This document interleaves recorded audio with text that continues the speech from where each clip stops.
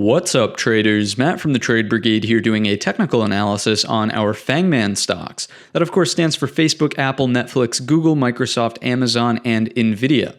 On the left-hand side, as always, we do have the daily time frame, and on the right-hand side, the 30-minute intraday time frame. First one up on the chopping block is Facebook, and what do we see here? Clearly, a new lower low on our daily time frame chart, just continuing this downtrend right here. Technically, you could say it's the break of the H pattern low. Is now the time to be shorting this, though? Probably not, right? You're kind of chasing it at this point in time. You missed the ideal entry, which was either the breakdown of the low of this prior flag here or short underneath the low of Friday on today's session. So I wouldn't really recommend chasing here because just think, if you're short down at the lows here, you have terrible trade location, right? Let's say that this just generally doesn't want to continue breaking down, like the selling pressure just takes a little bit of a pause, right? If anyone else short, late to the party, like yourself, starts to close the position, that's added buying pressure. I'm not saying that this is going to quote unquote squeeze to the moon. That's what the cool kids say, right? I'm not saying that, but what I'm saying is any added buying pressure might take it just further into today's range. And you don't want to be short dead at the lows looking for the follow through move. So I wouldn't chase it short here.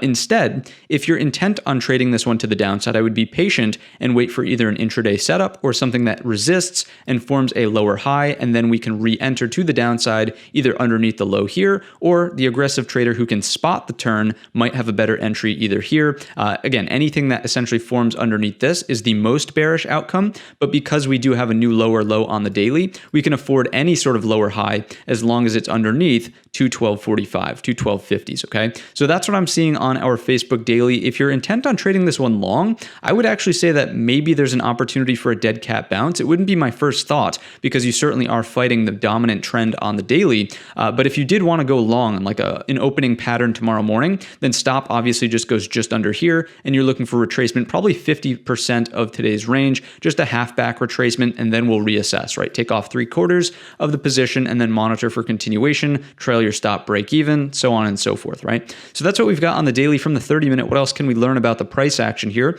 You'll notice it was fairly straightforward, like right lower off the open, consolidation and a grindy move into the afternoon, closing dead at the lows. Even if we take out the Fibonacci's from the high to the low of the first move, notice that little green bar is a dead cat bounce, never even came close to the 38.2. And then as we flush the low, notice it then turns into resistance and we roll over and close relatively weak into the afternoon 4 o'clock bell. So to me, again, nothing about this chart is screaming bullish. The only thing that I could see for the long trade would be if there's some sort of move tomorrow morning that puts in either a double bottom or a bull flag on momentum off the open. You take the break back into range. Again, your target would be 50% of today's move. So you're looking at actually, you know what? To be quite frank with you, I would start to target structure instead right here, right? 192.60s.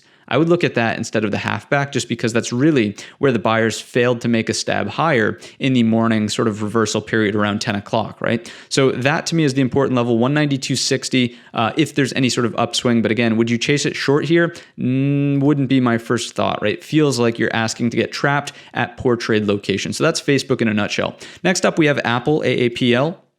What's going on in this one? Obviously a breakdown as well. Fairly bearish day across the marketplace. Breaking down out of the daily balance area right here. Closing kind of midpoint of the green bar from here to here. Obviously we're still slightly above though our 157 support. You can see on the 30-minute time frame, we certainly have a bit of head and shoulders activity. There was your neckline flush point at the 162.50. We talked about that on the Sunday video over on the main channel. And we're just looking for that continuation move into 157. In the post market, it's a little bit more bearish as well. We're closer to 158.50s instead of 159.30s. So about $1 lower, kind of right around in here, right? So just look for that continuation move. If we open on some sort of gap down, again, I wouldn't chase it short here. I would watch and try to play the inventory correction and then any sort of gap fill, that's where you look for the reversal to continue back lower once we're confirming that we've closed the structure and the sellers are stepping back up at that inventory, or excuse me, at that nuanced location and the inventory has been corrected, right? The people who were chasing piling in short,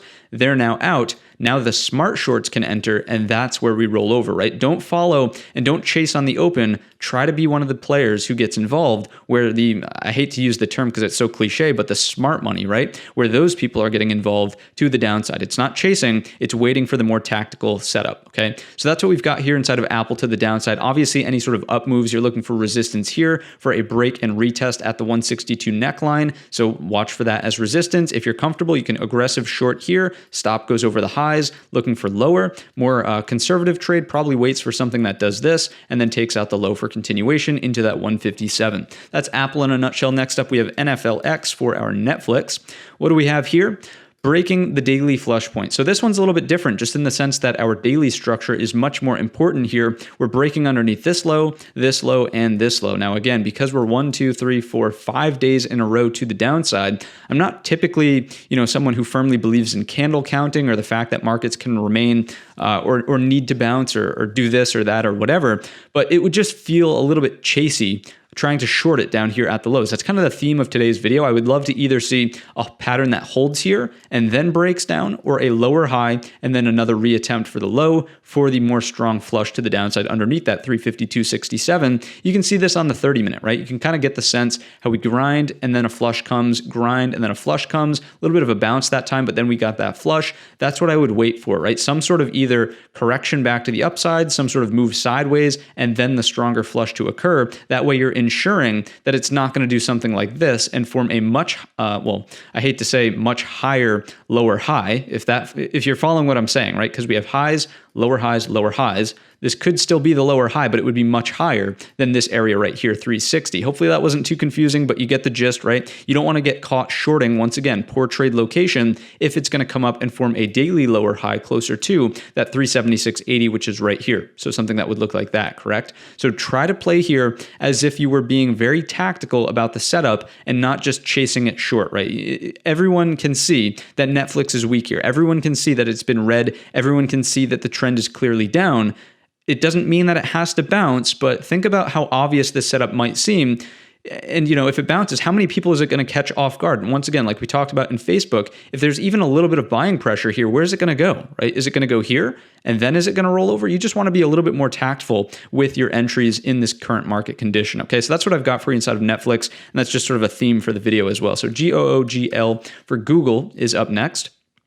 Zooming in on this one, you can clearly see, just like the rest, breaking down out of this balance. Friday was the tell day, and now we're kind of back down at the lows here. Would I chase it? Again, I don't really feel like now is the time to be initiating a new short. The short was the breakdown of the balance here. The short was the flush of Friday's low during today's session. If we look at the 30-minute time frame, again, you can kind of see how we had this here. As we broke it, that's either a short entry or on the failure to even come anywhere close to that. And let's just check, because I think this one will be fairly close. Yeah, look at that. Beautiful retracement right to the 38.2, right? That's usually a short if we're in an aggressive momentum style market.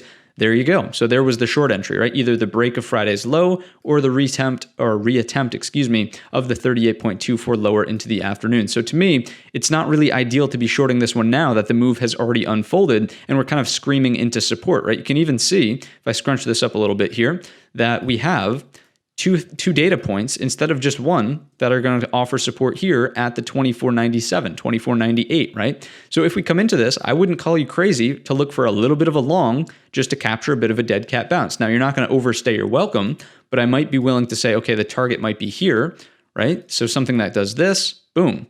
There you go. There's maybe a long there with a tight stop. You're risking a little to make hopefully a lot more. You're not going to overstay your welcome. You're not looking for something like this back to 3,000 in Google, but a little bit of a dead cat bounce scalp wouldn't be unwarranted at that area of support if the intraday patterns would support it, right? So that's what I would say about Google.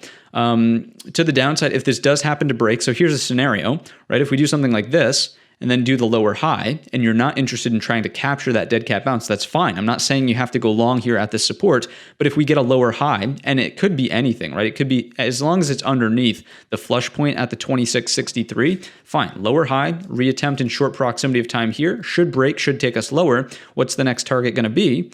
Let's see what we've got here. This prior breakout point catches my eye around 24.50s. Then after that, It's really this chop consolidation here, right? So that's kind of where we held a couple of days, break, pull back, hold, then we go. That's 2350. So about a 100-point range there to the downside in between those next two levels. So that's Google in a nutshell. Let's continue along here and talk about MSFT for our M in FANGMAN.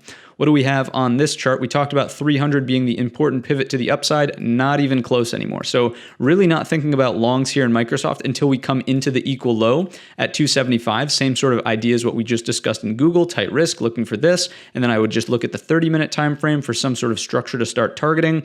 Definitely this area right here at 283.25. That would be the first thing that I would look for, something like that.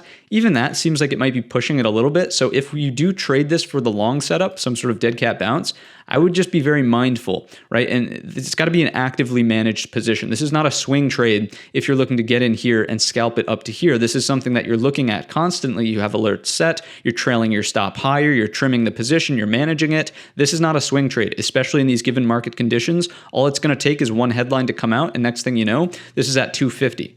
Right? So that's a trade you don't want to get wrapped up in. And that goes for, again, this is just sort of a common theme for all of the stocks and the current state of the market right now is that this is not a swing trader's environment. This is most definitely a day trader's environment or someone who can actively manage any longer term position. Okay. So to the downside, if 275 breaks the next level underneath coming from this prior level of resistance, then breaking here for the breakout is 261.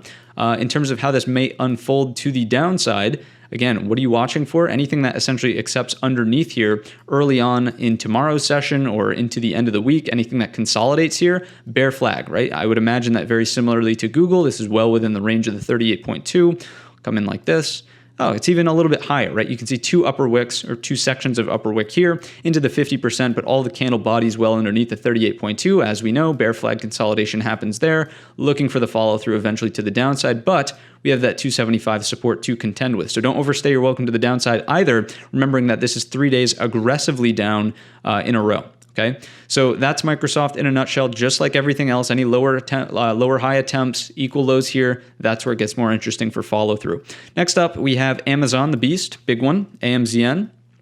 And this one making the rotation, new lower low, unlike some of the things we've seen so far. So from here to here, lower low, which means anything essentially that even comes up and is underneath our 30, let's just round up, call it 3,100. Any sort of bounces that are underneath that level are going to form nothing more than a lower high. So very, very bearish here inside of Amazon. And again, we can afford that lower high. So even if we do get a bounce, it doesn't change the trend of Amazon right now. We are coming into this very historic support here around the 2760 because we have that 100% retracement. I would think that it's fairly rare that we just smash right through this level. In the post market, we're slightly lower, about 20 points lower, 2730. The close was 2749, 2750, we'll call it. So we're about 20 points lower. If we open on a gap down, and this is going to apply to any stock as we open up tomorrow, it's not chasing it short on the open. It's watching for the inventory correction and being very technical, tactile, that's not the word, technical and tactful, there we go, with your short entries on the lower highs that start to form. You don't want to be the sucker who chases it short at the lows and then it rips for a dead cat bounce and then rolls over and you're like, dang, you don't want to get caught up in that. So just be careful, be very thoughtful about your entries to the downside is what I want to hammer home in today's video, because I feel like this market's going to suck in a lot of people to the short side. We're going to get the dead cat bounce. It's going to take those people out of the short positions and then it's going to roll over and everyone's going to sit there scratching their head saying, what the heck just happened, right? So that's really what I'm watching out for in this marketplace right now. The levels to watch, 2760 is the downside support here. Flush point, obviously Friday's low at 2885. Anything that does this, bearish, right? To the downside, what do we have underneath for next up as support? This is where it's going to get a little interesting, especially in Amazon, noting that there's really not a whole lot here, right?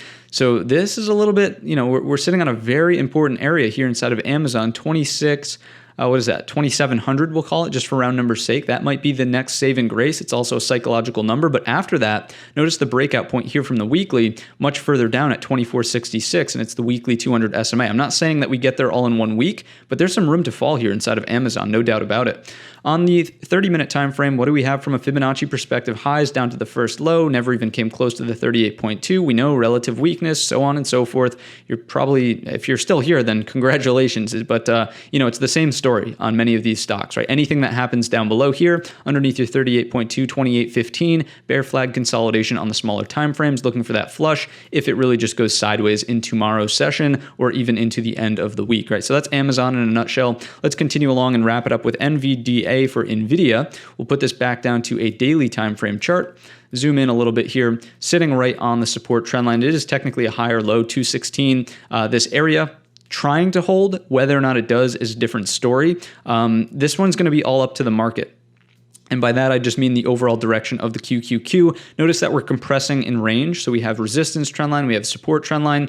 If this compresses, fine. But if it starts to choose the direction of the broad market, and obviously the Qs are falling right now, look for lower, right? Break of the support trend line would be a pretty significant move to the downside. Taking out that 209 brings us lower into here around 196, right? So, a fairly considerable move to the downside available here inside of Nvidia if we start cracking all of this support. And it does look like it's more bearish than bullish, noting that we have a clear lower high from here to here that never even made it to the resistance trend line. We also have the same phenomenon, 100% retracement. So again, watch for a dead cat bounce, but any lower highs, that's really your next sort of entry, right, to the downside. Your next go around here to the downside is after lower highs, after we sort of confirm that, yes, it is still bearish. We're not going to get something that does this, then higher low, and then we do something like that, and it catches everyone off guard from the move into the support trend line, right? So those are my main thoughts here inside of our FANGMAN companies. It was a nasty day. Today was the day to be short on the breakdown of Friday's lows. Going into the remainder of the week, I think it's be patient, right? I think it's be patient. I think it's don't chase here. Don't be the sucker who gets in at the lows, terrible trade location, gets stopped out on a dead cat bounce, and then misses the rotation back lower off the lower high. That's the theme of today's video. If you enjoyed it or learned anything new, let me know in the comments section or by giving the video a thumbs up. Don't forget our main channel is linked in the description. And all of that being said, I wish you a green trading week.